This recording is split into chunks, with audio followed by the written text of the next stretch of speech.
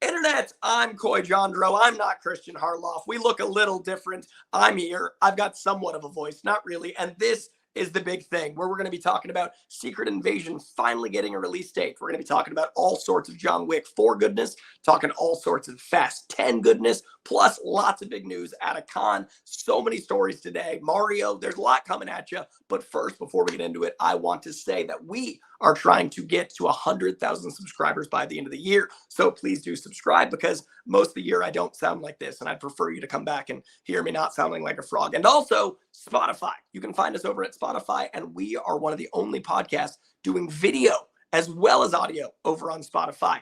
And finally, please do check out our merch, and supporting the merch, supporting us, really helps keep this channel going, as well as supporting our sponsors. So without further ado, this is the big thing.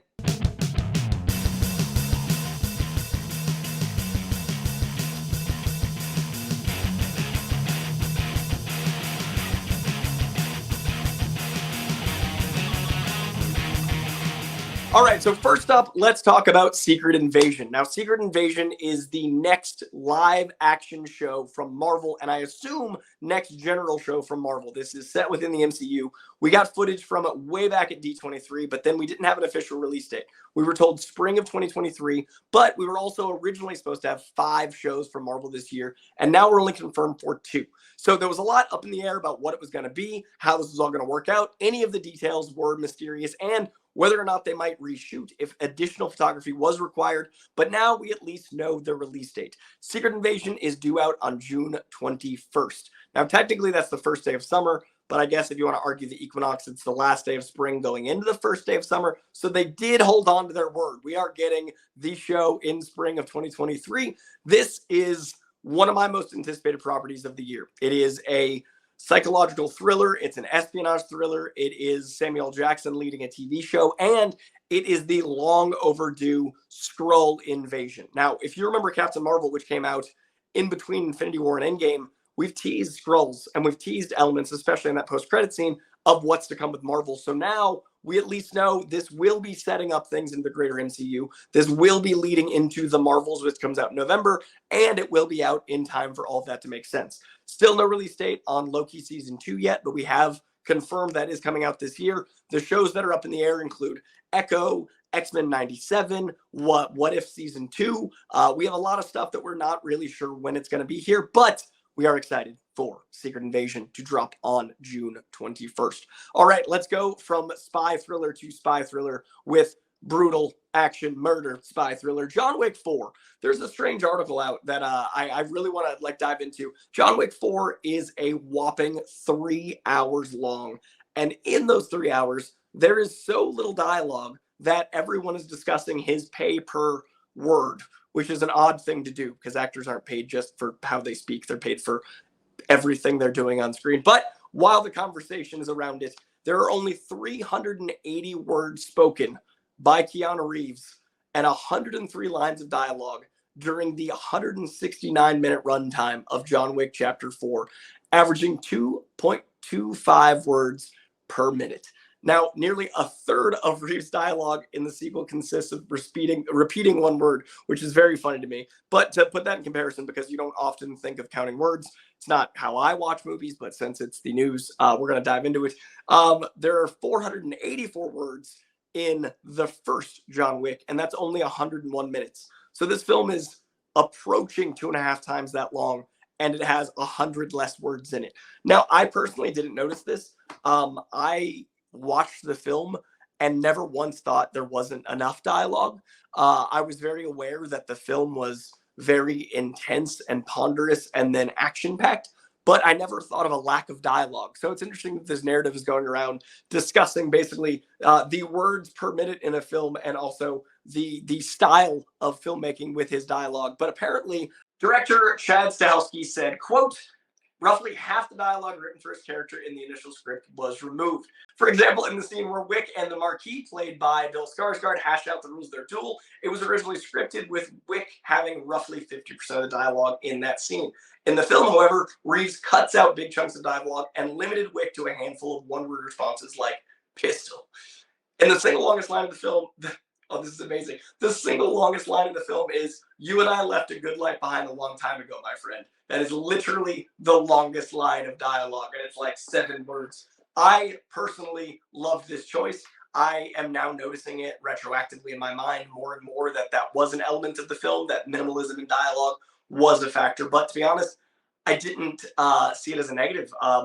Even now, like, I think it's a beautiful way to tell a story. I think action films can be action films where action is the narrative because you're sharing the narrative by way of the violence. And if you're emotionally invested in the characters, violence can be just as emotional as dialogue. And this being the 4th film, I love that they trusted the audience to let the violence be emotional. And I love that they trusted the audience to let such a silent, ponderous film really let everything else speak for us. Literally, the score, the punches, the soundtrack, the other actors. Like there's a ponderousness, and it made the Baba Yaga way scarier that John Wick was, this ominous figure lurking through the film. So personally, I agree with this choice. I think it's a great move. I think Keanu Reeves knows this character better than maybe anyone. Chad Stahelski, who's directed all 4 of them, clearly trusted his decision making. And I definitely think this made for a very interesting film. And the box office followed suit. This is the highest grossing John Wick to date. It made over $100 million in its opening weekend. The first film literally cost $14 million. The escalation of this franchise is absolutely beautiful. If you haven't seen John Wick yet, go check it out. It is sensational. I love this movie. All right, let's go over to the incredible Zack Snyder, Army of the Dead. Now, Zack Snyder is usually in the news for DC-based stuff. He is often on Vero, keeping that website alive. He is often keeping the Snyder fans, his unit of fandom, teased by releasing little moments, little images. He's very good at social media is what I'm saying, but he's also very good at what marketing means to his brand. So he is currently talking about Army of the Dead 2, and it's often causing more and more conversations about the Snyder Cut. But while Army of the Dead 2 does look to be happening, he said, quote, this is from darkhorizons.com. Following the successful launch of Army of the Dead Netflix back in 2021, a direct sequel to Zack Snyder's Zombie in Vegas movie was originally put in development. Separate from the prequel spin-off film Army of Thieves, which was released shortly after and made by a different director, the new film was to be titled Planet of the Dead, and as Snyder returning as director and continuing with a larger scale story. Now, of course, Snyder had another job to do with first, his 2-part Rebel Moon films, which is essentially his Star Wars, and I think was originally going to be a Star Wars. Recently speaking with the Nerd Queens about where the project stands, Snyder says his Army franchise is, quote, still alive and well, end quote, but progress on the sequel will depend on how they go forward with this new franchise. He further says, quote, as far as the Army universe goes, it's still alive and well in my mind.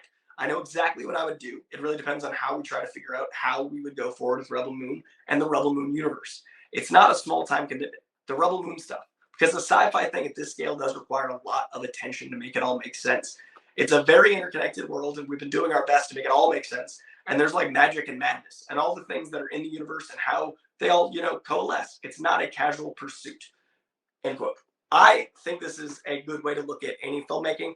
I think we're living in an age of IP and sequelitis where people aren't finished with their last project and everyone's lobbying for the next. We haven't seen Rebel Moon yet. We haven't seen a Rebel Moon trailer yet. We have no Rebel Moon. And yet people are already lobbying for the next Army of the Dead. So passion is important. People being fans of the Army of the Dead is great. But let him finish this. Let him finish his Star Wars. Let him finish his beautiful sci-fi epic that he's so invested in now. And I think that once he feels like it's to a point where it's in a safe space, then you're golden. So I personally think this is the right move. I love that he's so honest and forthright with his fans. I love that he is so dedicated to this Rebel Moon universe. And from the beginning, I've been saying it's better for him, I think, to have his own IP than to play in someone else's sandbox. As much as I got a lot of enjoyment out of the Snyder Cut, it took so much lobbying, it took so much bandying with the studio to get that 4-hour cut made because of the ownership of those characters. Rebel Moon is his. These are his characters. He can do what he wants with them. Same with Army of the Dead, but I want him to get to play in his sandbox as long as he wants, and this sounds exciting. I can't wait for Rebel Moon. It's one of my top 20 of the year, most anticipated. I'm really excited for the Christmas season because there's a lot of great stuff coming. All right, over from Rebel Moon to Indiana Jones. Let's go franchise to franchise because I do think Rebel Moon is going to spawn quite a bunch of movies, but not maybe as many as Indiana Jones because we got Indiana Jones 5 going to con. Now, Indiana Jones is, I think, all of our collective childhoods. There's something really timeless about Indiana Jones, and there's something multi-generational. Indiana Jones, I wasn't alive in a lot of the 80s, but I was a little. But it's just as important to me as to my parents. My grandparents love Indiana Jones, and I'm really excited for this film to bring a new generation in, because I think there's an element of that old guy movie when it comes to Spielberg and Harrison Ford and that generation that I don't think the Gen Z and younger might understand the power of these films. I'm not saying they have to. I'm not saying they need to look at these old movies, but I think it can bring in an entire new generation of Indiana Jones fans if it's as good as it looks. Because let's be honest, Indiana Jones 4 was not the thing to bring in young millennials or the next generation, but this looks masterful. James Mangold making the love letter to Indiana Jones we've wanted forever. Harrison Ford crying at Celebration when he's talking about, letting this character go, and being so emotionally invested in the work that he did with James Mangold means the script was amazing. And overall, the idea of any of these people coming back to work on an indie after 4 makes me think it's exceptional. Now, to top all of that, it looks like it's going to Cannes. Now, Cannes is not a place you just drop films off. Cannes is a experience of pedigree and prestige, and it's an art house experience. So this is where I want to hear a blockbusters go, and this is where I want people to see it for the first time. These are the people's opinions I want on Indy 5 first. I'm very excited for CinemaCon, but I'm terrified that Flash is going to go there and everyone's just going to leak all of CinemaCon's secrets and we're going to know all about the Flash before it's out. I don't feel like we'll get that with Con. I don't feel like the Con audience is going to reveal too much Indy 5 secrets and details. So it's interesting with these festivals and with all these giant movies, what any of this means for the internet culture's ramifications, but it does show confidence that they're bringing it to Con. So over in Dark Horizons again, they say, quote, the highly anticipated Indiana Jones looks to be this year's major Hollywood blockbuster premiere at the Cannes Film Festival, the same way Top Gun Maverick was last year. And I think there's a lot of parallels there with what this movie's going to be. Variety reports that the festival has invited the film to screen there, and under plans currently being discussed, it will likely premiere early in the festival's run around May 17th or 18th. So that's very soon. This wouldn't be the first time India showed up at Cannes. Steven Spielberg's 2008 fourth installment, Indiana Jones and the Kingdom of the Crystal Skull, premiered at the festival that year. So maybe I spoke too highly of the type of audience and expectations, but I'm still excited. This film is going to be set in 1969 New York. It's going to have flashbacks using the back in the day mocap goodness of de-aging Harrison Ford, as well as present day Harrison Ford. It also stars Phoebe Waller-Bridge as Indiana Jones's goddaughter, Helena, which I didn't realize until very recently. And it is directed, as I said, by James Mangold. Another giant film, and this was in my rundown of things I wanted to talk about this week, is Wes Anderson's Asteroid City, which was just announced to be going to Cannes as well. That is potentially debuting there for the very first time alongside Killers of the Flower Moon from Martin Scorsese. So we got a James Mangold film, a Wes Anderson film, and a Martin Scorsese film all going to Cannes. Everyone that's talking about what superhero films are doing to the box office and what blockbusters are doing to the theater, I totally disagree with well, I mean, Scorsese's mentioned here, but Scorsese's often said, like, these movies are rough for cinema, and I think he gets way too much crap. He's not against them, he just doesn't identify with them. Some of his quotes seem a little harsh, but I think he's become this spokesperson for a thing that I don't think he thinks about them very much. But I think the giant blockbusters and these big sequels keep the movie theaters open all year so that smaller films can exist. I think Indiana Jones 5 is going to be Top Gun, but that allows for things like Asteroid City to get a theatrical release. I think that nowadays Martin Scorsese films aren't as big as they used to be, but because of your Guardians of the Galaxies and your Flash and these giant movies, there's an open cinema. There's a place in the exhibition industry for Killers of the Flower Moon. Now, I'm excited for all of these. I'm personally more excited for The Killer and Killers of the Flower Moon and both the Wes Anderson films than a lot of the superhero films coming out this year. I'm really ready for another surge of the great American directors and the great cinema experts that I consider Scorsese and Fincher and those folk to make their next stand. But I honestly think these big tent poles have their place too because they keep the tent up. That's why they're the poles. All right, enough about Cannes, enough about Asteroid City. Let's go over to, man, I am hoping my voice makes it through this episode. I am very much aware that I sound like a frog, and I am very, very sorry to everyone that is enduring my journey with you. We're going to go over to Dark Horizons for a talk about a giant tentpole film, and this is some of the craziest news out of Marvel in a good way in a while. We've had a lot of really rocky news out of Marvel, but this to me gives me a lot of really interesting hope with Captain America New World Order, because Liv Tyler is coming back. We are getting Liv Tyler officially in Captain America 4 New World Order. I'm going to read you this article. Dark Horizons. Thank you, as ever. After full 15 years, oh man, taking that back. Hopefully this graphic works. So sorry, Brett. I apologize for the edit. Dark Horizon says, quote, a full 15 years after co-starring Marvel Studios' The Incredible Hulk, Liv Tyler will make her return to the MCU in the upcoming Captain America New World Order. She will, of course, reprise her role of scientist Betty Ross, daughter of General Thaddeus Thunderbolt Ross, played by the late William Hurt in several films. Harrison Ford will be taking over the role in this new installment in the upcoming Thunderbolts film. Now, I have a ton of questions about this. One, this doesn't sound like Captain America New World Order. This sounds like Captain America Hulk World Order. We've got the leader coming back. We've got likely Red Hulk with Harrison Ford. Now we've got Betty Ross for the first time in 15 years. Now, when she showed up in What If, to me, that was all but confirming we would get Betty Ross in the mainstream MCU. This, to me, makes me wonder if we're going to have some multiversal stuff.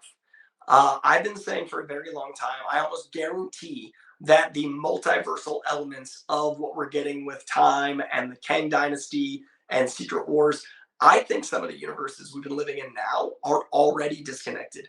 I think there are movies that aren't in our universe or aren't in the standard MCU universe, that there are already multiversal characters that we just don't know are multiversal yet. And I think it'd be really interesting if this Thunderbolt Ross is a different Thunderbolt Ross, or if Ed Norton has some way to play in Captain America New World Order. I don't know if he ever would. I don't know if they're going to address any of the, hopping between characters, because obviously they didn't with Don Cheadle. There's a couple of fun lines of dialogue, but Terrence Howard and Don Cheadle are the same Rhodey, as far as we know. He is in Secret Invasion. Can you imagine if a Skrull had been with us so long that Rhodey was a Skrull? Anyway, there's a lot of fun to play with Ed Norton, if he can make a cameo, if there's some sort of multiversal Hulk elements, if there's anything with Thunderbolt Ross being recast that means more. And this announcement with Liv Tyler is just huge in general, because we haven't had Betty Ross in the MCU since the beginning of the MCU, which is insane. Betty Ross is so important to Hulk, so important to the mythology of what Thunderbolt Ross is. Thunderbolt Ross loves his daughter and hates the Hulk. It is this beautiful man torn between the army, which he loves more than his daughter, and what he feels is right for the country. It's a fascinating character. I'm glad she's coming back, because I don't think Thunderbolt Ross works as well without Betty Ross. So Liv Tyler's back. I'm very excited. Let us know in the comments below if you're excited to see Liv Tyler back as Betty Ross. All right, now this episode is brought to you by Athletic Greens. Now, I use AG1 literally every day. I actually keep a few of those travel packs in my car because I have a bottle of water and I just pour some AG1 in there and then I'm good to go. It is incredible for supporting immune health. It is so chock full of vitamins and minerals, and I don't love taking a ton of pills, so it is wonderful to get all the vitamins and minerals I need. Now, I personally love the gym. I work out probably too much, and I do notice an actual boost of energy when it comes to when I'm taking AG1 versus when I'm not. It is a very useful tool for not just energy, but like I said, getting all of the nutrients you need in your body. Now, I personally struggled to find a routine that suited my lifestyle with traveling, with popping in and out of the gym, not at a consistent schedule. But I did notice very quickly that when I started just adding this one thing, I had cleaner skin, cleaner hair, more energy. It was just like an upgrade in life with AG1. I always want to find those little travel hacks and those little like daily habit shifts, but I also noticed that it does enhance my overall day-to-day well-being, because every scoop has 75 vitamins, minerals, and whole food sourced ingredients of the highest quality that give major benefits to gut, mood, and again, hair and skin health. Now, If you're looking for an easier way to take vitamins and supplements, Athletic Greens is giving you a free 1 year supply of vitamin D and 5 free travel packs with your first purchase. So go to athleticgreens.com/big thing. That's athleticgreens.com/big thing. Check it out. And we were talking before about Khan and Killers of the Flower Moon. We also finally got a release date for Martin Scorsese's epic. Now, I've only seen one image of this movie. I've seen one image, and I know it's Scorsese and Leo, so that's enough for me. But it's the weirdest thing in this 2023 where we see teaser after teaser, trailer after trailer, poster. I feel like by the time movies are out, we've seen the whole movie. With Killers of the Flower Moon, I've seen so little. I've seen the book cover, and I've seen Leo sitting at a chair next to someone with like a bowl in front of him. That's the only, it was like The Whale came out, and I only ever saw the one image of Brendan Fraser in The Whale. It's really weird marketing when you've got those things. But this is an Apple TV movie, so I'm hoping that Apple TV does what they usually do, which is they keep things pretty close to the vest, and then right before the release, they put out an incredible trailer. Everybody's like wowed and dives in, and then it wins Oscars and stuff. Also, Apple TV Plus might be the most consistent of the streamers for TV shows. When I look at the roster of shows, it is insane that they have Shrinking and Ted Lasso and Dickinson and Mythic Quest, and like they're just so incredible. So thank you, Apple TV, for giving all the craps. But for Killers of the Flower Moon, it does look like they're getting a limited theatrical release in partnership with Paramount Pictures that is going to be releasing on Friday, October 6th in limited New York and LA dates, and then October 20th getting a bit of a broader theatrical run. So we are getting the insanity of a Denis Villeneuve Dune movie a mere 2 weeks out from a new Scorsese film. So this October, which is usually a month of like lulls, October is usually a quiet month in the movies, is at least these two giant forces of nature filmmakers showing what they've got. And I'm really excited for this one. I know very little about it. I just know that Leo's never done a Western. Well, since he was a kid, he did the Quick and the Dead with Sam Raimi. As an adult, he's never done a Western. And Scorsese, in all of his years as a filmmaker, has never made a Western film. So a Western from these two is already enough to get me excited. Now we've got a release date, and I think it's going to be one of those movies of the year. It's also right before Oscar season, which I think is how we should start releasing these movies more all year round. I think Everything Everywhere All at Once, Sweeping, was a big shift in how we release movies because that came out way before Oscar season. That was almost a year before the actual Oscars came out, and I think we're used to like a short-term memory issue. So all these Oscar films usually come out like November, December, and then Oscars January, like they vote and everything. I think we should make all year blockbusters and Oscar films. It should be, what do you want to go to the movies for? You've got different options anytime in the year, not this strange, like, okay, it's July, we've only got tentpoles. Okay, it's the winter, we've only got Oscar films. And I think this is a good sign that that's happening. And I'm very, very hopeful. So October 6th, limited, October 20th, a bit wider, Killers of the Flower Moon. All right, next up from comicbookmovie.com, we have a great quote from Jason Momoa saying that he will absolutely be involved in the DCU. The article says as follows: Jason Momoa is set to reprise the role of Arthur Curry for James Wan's Aquaman and the Lost Kingdom, but will he remain on as the Atlantean hero in the new DCU that will soon begin to take shape? We've had conflicting reports about Momoa's future as the character, and his status has only become more confusing since the whole Lobo thing. If you guys haven't been following, hopefully, I mean, if you're on this channel, I'm sure you have, but there's been a lot of really interesting conflicting reports with Lobo versus Aquaman. But the Fast 10 star seems confident that he will continue to play Aquaman moving forward, saying, quote, Peter Safran, my producer on Aquaman and The Lost Kingdom, is a dear friend. I absolutely think Aquaman will be involved in the DCU. It's on, bro. There's no one bigger than Aquaman. But also, I hope people are excited to see the new one. It's fun. I really enjoy doing comedy. There's some really funny stuff with Patrick Wilson. I really adore him. We had a great time working together. It's like we're brothers. There's lots of cool stuff happening on this one. Now, this is in stark contrast to recent rumors about the Lost Kingdom test screening being an outright disaster, with one source claiming that the actor was unhappy with the sequel and wanted out of the part so he'd be free to play Lobo. We have no idea how accurate these reports are, but James Gunn did confirm that he wouldn't have an actor play two different roles, which I missed that update. I did not hear about that thing. So that's exciting that he wouldn't want an actor playing two different roles.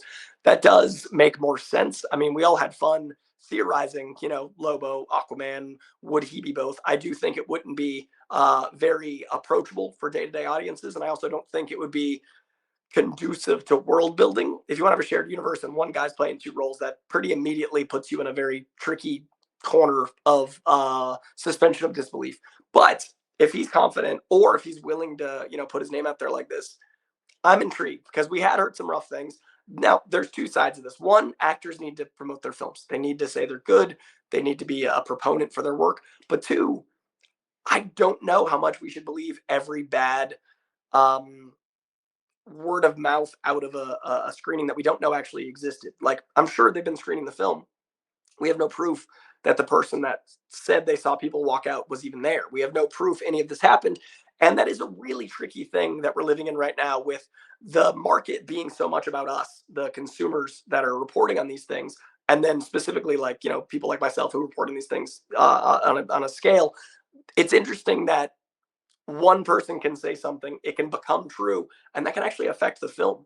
I think Shazam is a really interesting example of, that movie's word of mouth wasn't great, and it did not well its opening weekend, and then even worse its next weekend. But I don't know if that would have been the case if the film was released a year earlier, if the word of mouth had been positive. Like, there's a lot of power in the word of mouth on a film. So I tend to want to be positive about movies. So I am. But the way the Shazam reaction was, I'm more worried than ever about Blue Beetle and Aquaman 2. I feel like Flash is kind of like Guardians 3 in that it's its own little thing that's safe. I feel like people are just excited for Flash because they've heard only rave things. But I do worry about those other films in the journey to the DCU and whether or not people will give them a chance. I know I'm going to see Blue Beetle. I think we're getting a trailer soon. I know I'm going to be there for Aquaman 2. I hope it's better than that one person or those few people at a screening said it was. But Momoa giving some love here, saying that he had a great time with Patrick Wilson.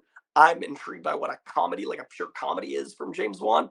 Time will tell. We're going to find out this December. Hopefully it gets a full release and things don't change again for DC before then. All right, next, also from comicbookmovie.com, I want to dive into this Wilson Fisk stuff.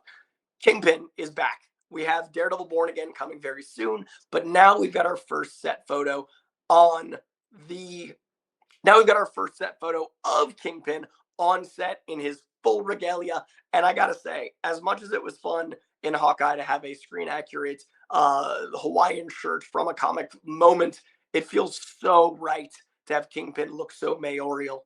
I honestly think by the end of 2025, it's going to be a President Ross, Thunderbolt Ross, Red Hulk Ross as the president, and the mayor of New York City is going to be the kingpin of crime. And we're going to see a very interesting shift with Thunderbolts, with all of the world that hates and fears them elements leading up to X-Men. We've got a lot of really interesting stuff cooking, but with the actual image also comes some interesting quotes from D'Onofrio, who basically said, there is a season 2. They've already written. It's coming. He said that they're going to be making season 2. He's excited. He loves the way the first season ends. I can't believe that these quotes are coming out. By the time you're seeing this, I am going to be in Florida. I'm going to be sitting down with Vincent D'Onofrio and Charlie Cox to talk about Daredevil. So I'm hoping to get some more direct word back for you guys. But in the meantime, season 2 of Daredevil Born Again seems like it's a go, at least according to the Kingpin himself. And it seems like we're going to be building out the world of Daredevil for a long time. If you remember, about a year and a half ago, Charlie Cox said, if all goes well, he's going to be working the next 10 years. And he was talking about Daredevil. He was talking about the MCU. So we're in for a glorious time, but it all starts right here with this first look of a very mayoral Wilson Fisk. All right, and in Mario news, because this is the big thing, and I want to talk all about everything that I'm excited about, not just comic stuff, I'm going to talk about Mario stuff. Mario is out very, very soon, and it is one of my most anticipated movies of the year. And Super Mario Brothers star Chris Pratt has actually commented on the negative feedback he's gotten, and he's surprisingly open and emotionally vulnerable about it. This is from Toonado.com, saying, when it was revealed that Illumination, the studio responsible for the Minions franchise, was making the Super Mario Brothers movie, the response from fans was a little mixed. However, that negativity was taken to the next level when Guardians of the Galaxy star Chris Pratt was cast as the title character. He's a great actor, but with the best in the world doesn't sound like the Mario from the games.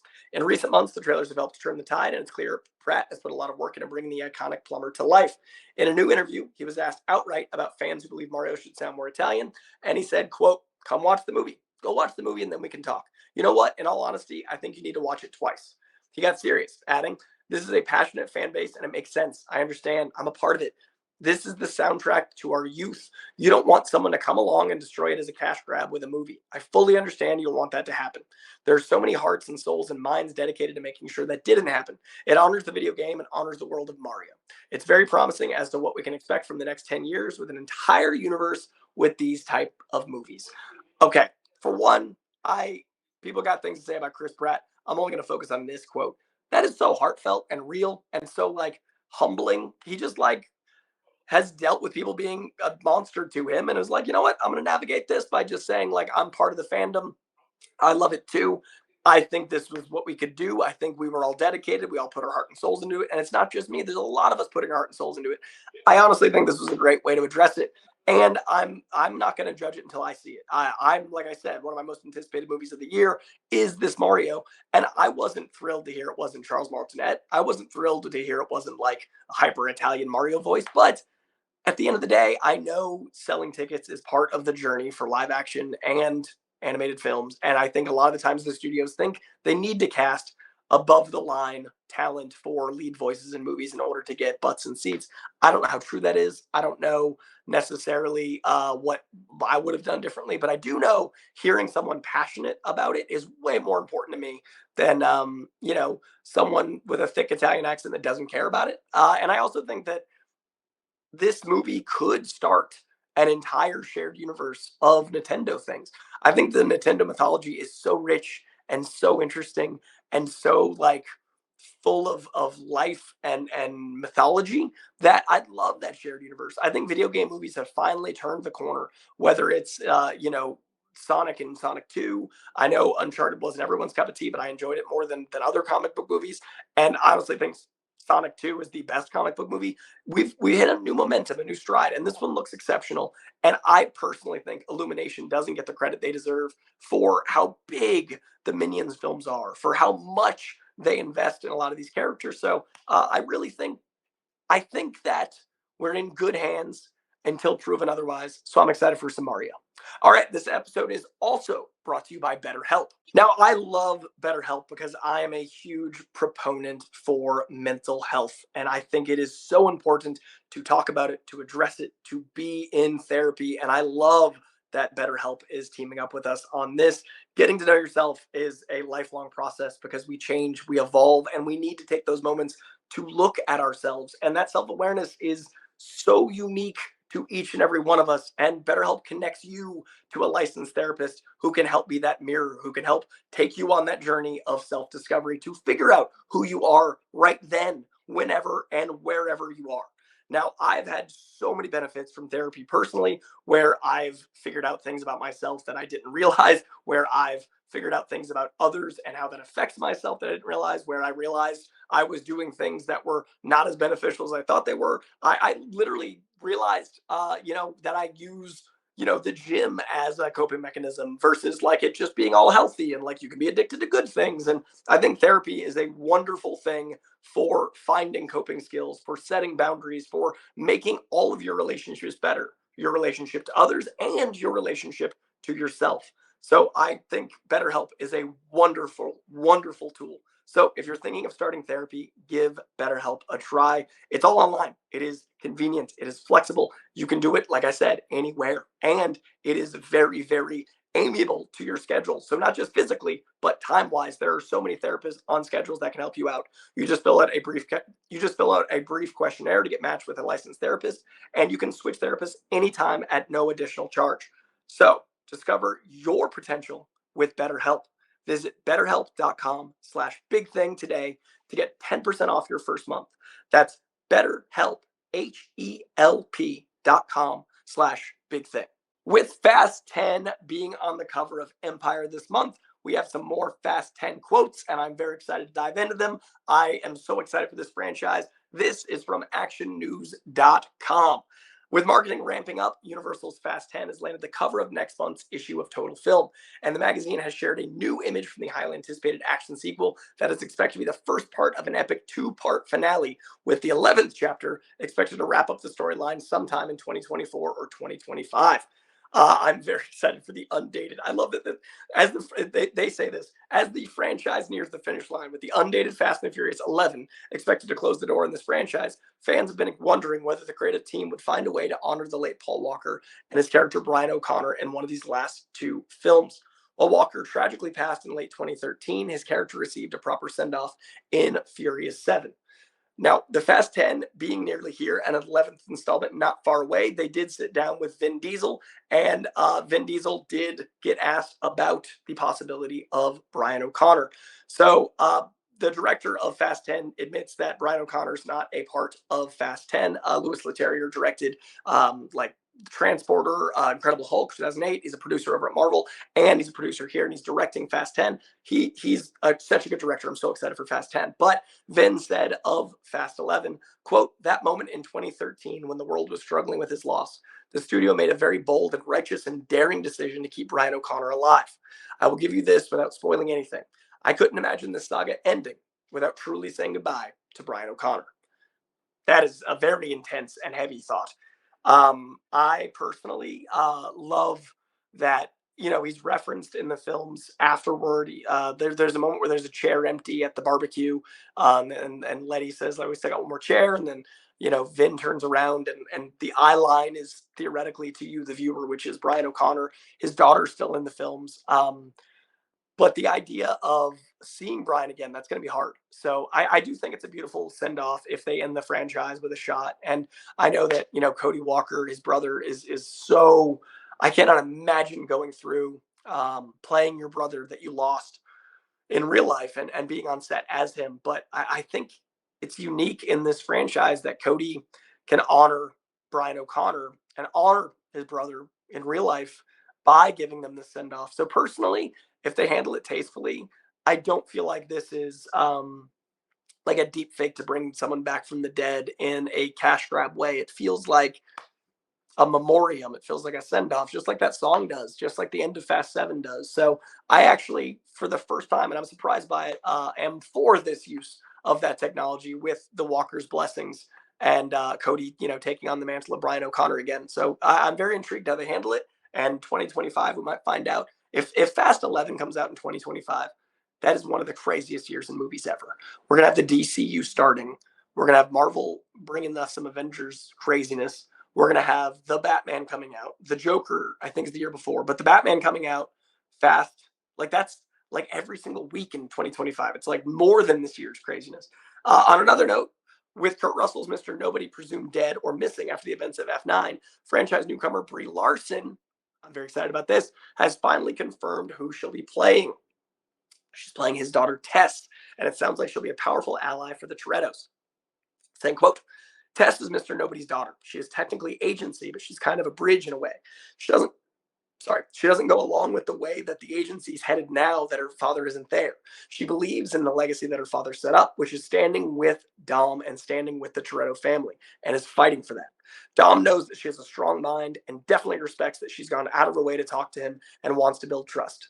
What he asks of Tess is a test. Like, if it's an impossible task and she can get it done, then that's family for life." All right. I love family. And I love that Brie Larson is playing family of Mr. Nobody. Kurt Russell's daughter, Brie Larson. Yes. Everybody's got family. That's why this cast can grow and grow and grow. I was wondering who Brie Larson was playing. I thought it'd be someone related to someone. Not disappointed. Mr. Nobody's daughter, Brie Larson, doing a test for the Torettos and not being thrilled with the agency's direction. All of that has me intrigued. All of that has me ready for some fast goodness. And all of that has me looking forward to more time with my family. All right, last two quick news stories for you, lovely. Speaking of spinoffs in the world of action franchises, John Wick, should have mentioned this earlier. I did want to bring up that Anna de Armas's Ballerina is set for spring or summer of next year. That's so soon. And then the Continental, which is the TV show spinoff of John Wick, is set for fall on Peacock of next year. So this is also from Action News. saying that with John Wick Chapter 4 opening to a franchise best $137.5 million, including 73.5 domestic, the demand to see Baba Yaga has never been higher. And they've been actually talking about, even though this was originally going to be the end with John Wick 4, that they might do a John Wick 5. So we might get spin-offs and more John Wick and more craziness. They're going to count as words then? Probably. It's a weird thing. While both Keanu Reeves and director Chad Stahelski has been fairly adamant about letting the character rest for now as they pursue new creative endeavors, Lionsgate is understandably keen on making more John Wick movies, with Lionsgate group chair Joe Drake telling Deadline, quote, "We're not ready to say goodbye to Keanu with this franchise. It's what alternative there would be. There's a lot of different things that we can do. I've seen this movie 5 times in the last week. I can see the way the audience moves him." Oh, I love that. So not only are we potentially getting that, we also have the prequel film Ballerina, which stars Academy Award nominee Ana de Armas in the lead role and is set to take place between 3 and 4. So Keanu could absolutely be John Wick as a mentor to Ballerina. He could absolutely pop up in any number of things. Franchise mainstays Keanu Reeves, Ian McShane, and Lance Reddick. Oh, I didn't know he filmed more. The late Lance Reddick will all reprise their respective roles in the Lynn Wiseman directed spinoff. Lynn Wiseman made the Underworld films, fantastic director. And then Drake teases a likely spring or summer 24 release date for that. And then again, next fall on Peacock for the Continental. So lots of goodness coming in the world of action. And finally, my last bit, while I have a semblance of a voice, 90% Rotten Tomatoes score lands for Dungeons and Dragons. If you guys haven't seen Dungeons and Dragons Honor Amongst Thieves, do so. I loved it. I did a lot of reviews on it. I'm so happy to see this high of Rotten Tomatoes score, a 90% for, I think, a new franchise. This feels like Star Trek, the Kelvin universe, when it started, how it was like, this can do everything. This feels like the beginning of the Avengers, where it's like so much potential for world building and spreading out these characters. This movie is a blast, and it's landed at a 90%, and that makes me very happy that it's so fresh. Check out, if you haven't, Dungeons and Dragons. It is such a good time at the movies. It's like Yes and the movie. It is so spontaneous and so fun and so magical. It's a good time. All right, that is going to do it for the big thing. Thank you for bearing with my voice. I do apologize. I've conned so hard. WonderCon broke me, and I'm heading to MegaCon, so I'm going to keep whatever voice I can from this. If you're in Florida, hunt me down at MegaCon. I'll be there doing a lot of panels. I'm going to drink a lot of tea, and hopefully I get my voice back. And in the meantime, go watch a movie. Go tell someone you like them, and make some cool art.